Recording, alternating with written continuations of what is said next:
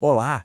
Hoje a gente vai mergulhar fundo numa daquelas crenças quase sagradas do treinamento de endurance. Vamos questionar se um dos nossos marcadores mais confiáveis de condicionamento físico está, de fato, contando a história inteira. Essa é talvez a pergunta de US$ 1 milhão para qualquer atleta ou treinador da área. Como é que a gente sabe de verdade que o treinamento está tornando o corpo uma máquina mais eficiente em usar gordura? A resposta que muita gente usa, bem, pode não ser tão direta quanto parece. Ok, vamos direto ao ponto. A grande maioria dos planos de treino de resistência gira em torno da medição do lactato no sangue. A ideia por trás disso é bem direta e, sinceramente, parece fazer todo o sentido do mundo. A regra geral que todo mundo conhece é esta. Em intensidades mais baixas, o lactato está baixo e o corpo está lá queimando gordura. Conforme a intensidade sobe, o lactato sobe junto e o corpo vira a chave para queimar carboidratos. Uma relação inversa, sabe? Bem clara e simples.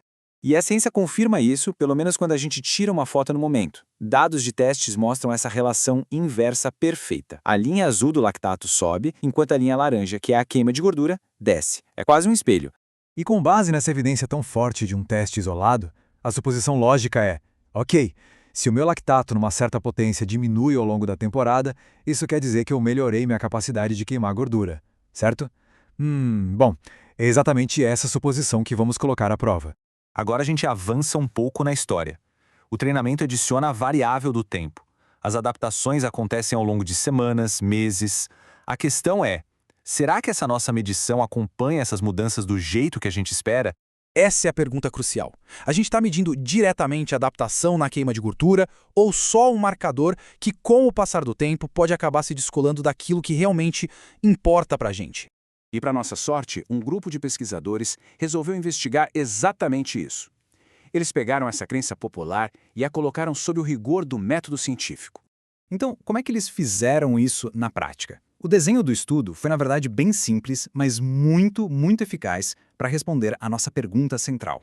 Eles recrutaram 24 atletas de alto nível, gente cujo desempenho depende exatamente dessas adaptações metabólicas, sabe? E a amostra incluiu homens e mulheres para garantir que os resultados fossem bem abrangentes.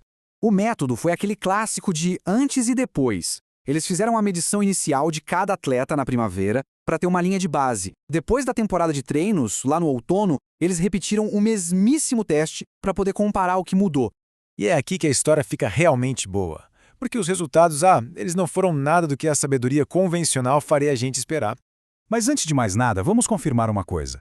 O treinamento funcionou, tá? Os atletas melhoraram sim o desempenho deles. O pico de potência aumentou, eles ficaram mais fortes, mais rápidos, sobre isso não há dúvida. E isso nos traz de volta à questão principal. Se eles ficaram mais em forma e os níveis de lactato mudaram, será que essa mudança no lactato acompanhou uma mudança na queima de gordura? A resposta, surpreendentemente, foi não. Aquela correlação linda, clara, que a gente vê num teste de um dia só, ela simplesmente desapareceu quando os pesquisadores analisaram a mudança ao longo do tempo. Não tinha padrão consistente nenhum. As respostas foram totalmente individuais. Alguns atletas melhoraram o lactato e a queima de gordura. Outros melhoraram o lactato, mas a queima de gordura ficou na mesma. Ou seja, a mudança, o delta, como os cientistas chamam, era uma bagunça e não permitia prever nada. Isso sugere que as adaptações são bem mais complexas do que a gente imagina. Pensa assim, é como o velocímetro de um carro. Ele te diz com precisão a velocidade naquele exato momento. Mas se você tirar uma foto do velocímetro marcando 100 por hora hoje e outra daqui a 6 meses com ele marcando os mesmos 100 por hora, isso não te diz absolutamente nada se o motor ficou mais eficiente ou não. Para saber isso, tem que medir o consumo de combustível. O lactato é o velocímetro, não o medidor de eficiência do motor. Certo. E o que a gente faz com essa informação toda? Isso meio que muda a forma como o progresso no treinamento de resistência deveria ser monitorado. Os próprios autores do estudo resumiram isso perfeitamente, dizendo que as mudanças no lactato ao longo de uma temporada não prevêem mudanças correspondentes na forma como o corpo queima seus combustíveis. Em outras palavras, a mudança no lactato não reflete de forma confiável como o corpo se adaptou para queimar gordura ou carboidrato. Então, o resumo da ópera é o seguinte: o lactato é excelente para obter um retrato do momento. Ele diz como o corpo está funcionando hoje. Mas ele não é uma ferramenta confiável para a gente inferir como o corpo se adaptou metabolicamente ao longo de meses de treinamento. Em resumo, um número de lactato mais baixo não é uma mentira. Aquele dado é real, só que a história que ele conta é sobre aquele momento específico e não necessariamente a história completa, de longo prazo, da adaptação fisiológica na queima de gordura. Isso deixa a gente com a pulga atrás da orelha, não é?